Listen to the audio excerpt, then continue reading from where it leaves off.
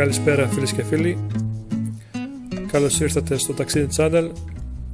Εγώ είμαι ο Γιώργος και μαζί ταξιδεύουμε μέσα από το κανάλι μας στην Ελλάδα, στην Ευρώπη, σε όλο τον κόσμο.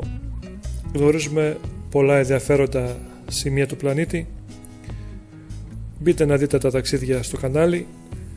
Αν σας αρέσουν, κάντε εγγραφή να μεγαλώσει και η παρέα μας. Σε αυτό το ταξίδι θα γνωρίσουμε την Ρώμη. Είναι μια πολύ όμορφη πόλη με πολλά ιστορικά στοιχεία. Η Ρώμη είναι η πρωτεύουσα της Ιταλίας και η πρωτεύουσα της περιοχής του Λάτσιο. Βρίσκεται στο κεντρικό δυτικό τμήμα της Ιταλικής Χερσονήσου, εντός του Λάτσιο, κατά μήκος των ακτών του Τίβερη. Εντός της πόλης βρίσκεται και το Βατικανό, η μικρότερη χώρα στον κόσμο, που είναι μια ανεξάρτητη χώρα.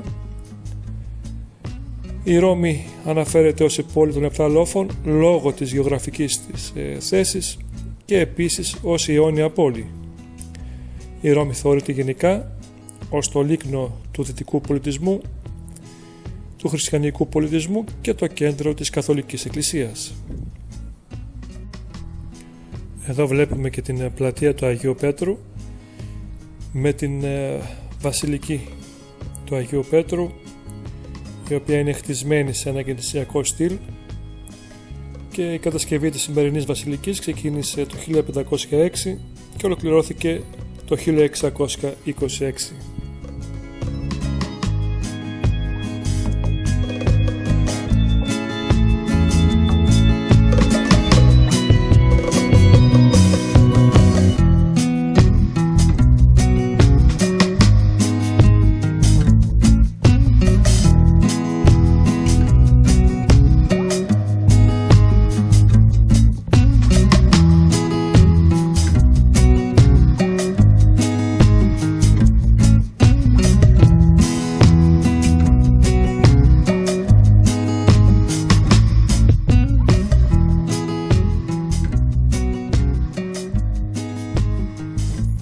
Έχουμε περάσει και στο μαυσολείο του Αδριανού, συνήθως γνωστό ως Κάστελ Σαντ'Άντζελο. Το μαυσολείο του Αδριανού είναι ένα πανύψηλο κλινιδρικό κτίριο στο πάρκο Αδριανό. Αρχικά παραγγέλθηκε από τον Ρωμαίο Αυτοκράτορα Αδριανό ως μαυσολείο για τον ίδιο και την οικογένειά του. Το κτίριο χρησιμοποιήθηκε αργότερα από τους πάπες ως φρούριο και κάστρο και τώρα είναι μουσείο. Η κατασκευή ήταν κάποτε το ψηλότερο κτίριο στη Ρώμη. Ιδρύθηκε το 123 με 139 μετά Χριστόν.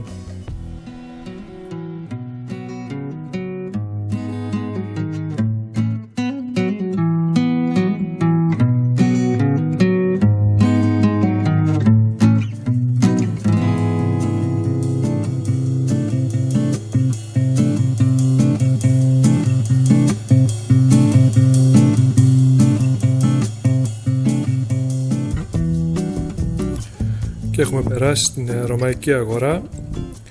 Η Ρωμαϊκή Αγορά περιβάλλεται από τα ερείπια πολλών σημαντικών αρχαίων κυβερνητικών κτηρίων στο κέντρο της πόλης της Ρώμης. Οι κάτοικοι της αρχαίας πόλης αναφερόταν σε αυτό το χώρο αρχικά ως Forum Magnum ή απλά Forum. Ιδρύθηκε τον 8ο αιώνα π.Χ. με 608 μετά Χριστόν. Για αιώνες το Φόρουμ ήταν το κέντρο της καθημερινής ζωής στη Ρώμη, τόπος θριαμβευτικών πομπών και εκλογών, ο χώρος για δημόσιες ομιλίες, ποινικές δίκες και αγώνες μονομάχων και ο πυρήνας των εμπορικών υποθέσεων. Εδώ αγάλματα και μνημεία μνημόνευαν τους μεγάλους άνδρες της πόλης. Η γεμάτη καρδιά της αρχαίας Ρώμης έχει ονομαστεί το πιο διάσημο μέρος συνάντησης στον κόσμο και σε όλη την ιστορία. Βρίσκεται στη μικρή κοιλάδα μεταξύ των λόφων Παλατίνου και Καπιτολίου.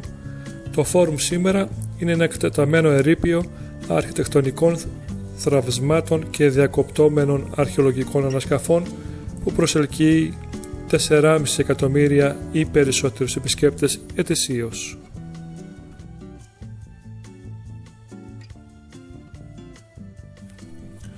Αξίζει να αναφερθούμε και στο Κολοσσέο, Το Κολοσσέο είναι ένα οβάλ αμφιθέατρο στο κέντρο της Ρώμης, ανατολικά της Ρωμαϊκής Αγοράς.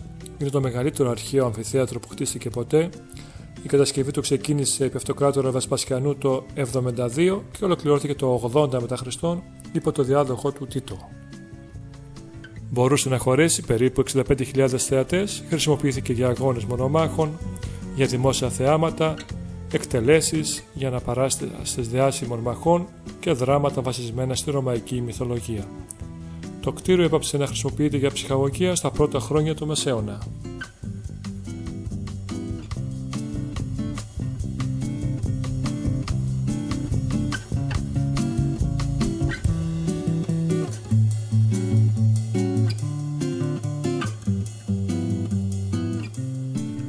Το Εθνικό Μνημείο του Βιτόριο Εμμανουήλ του Δεύτερου, η βωμός της πατρίδας, βρίσκεται στην Πιάτσα Βενέτσια, στη βόρεια πλευρά του Καπιτολινού Λόφου και είναι χτισμένο προς τιμή του Βίκτορα Εμμανουήλ, του πρώτου βασιλιά της ενοποιημένης Ιταλίας.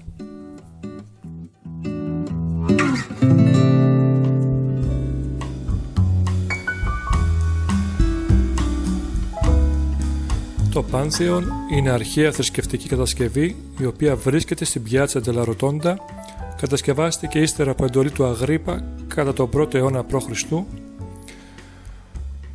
Υπέστη αρκετές καταστροφές από πυρκαγιές με αποτέλεσμα να ανακατασκευαστεί πλήρως από τον Αδριανό στις αρχές του 2ου αιώνα μετά Χριστόν.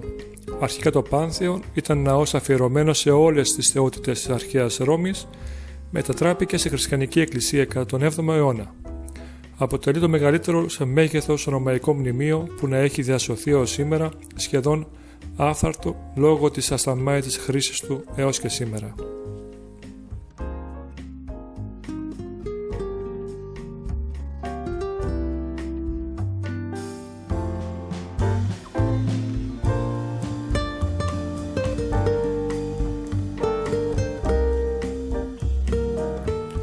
Η πλατεία Ναβώνα διαθέτει σημαντικές γλυπτικές δημιουργίες. Στο κέντρο της πλατείας βρίσκεται το συντριβάνι των 4 ποταμών του 1651 του Μπερνίνι, η εκκλησία Σαντ Άγνες in Angone, το παλάτι Παμφίλη και άλλα 2 συντριβάνια. Στο νότιο άκρο η Φοντάνα Ντελ Μόρο του 1575 και στο βόρειο άκρο η κρίνη του Ποσειδώνα του 1574.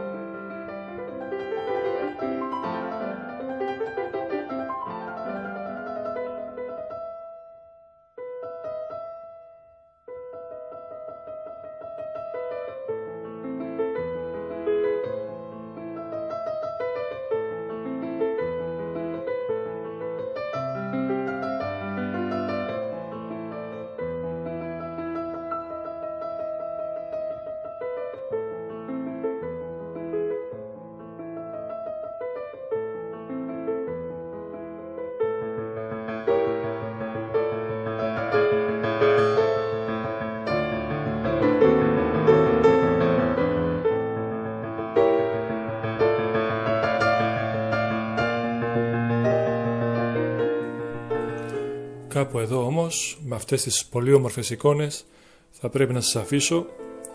Απολαύσαμε την Ρώμη, την πρωτεύουσα της Ιταλίας, την αιώνια πόλη, μια πανέμορφη πόλη με μεγάλη ιστορία. Εσείς αν ενδιαφέρεστε να μπείτε στη μεγάλη παρέα του Ταξίδι Channel, κάντε εγγραφή στο κανάλι, να μεγαλώσουμε, να δυναμώσουμε, να ταξιδεύουμε παρέα στην Ελλάδα, στην Ευρώπη, σε όλο τον κόσμο. Να είστε καλά φίλες και φίλοι, καλή συνέχεια σε όλους, ευχαριστώ πολύ, θα τα ξαναπούμε στο επόμενο ταξίδι. Γεια σας.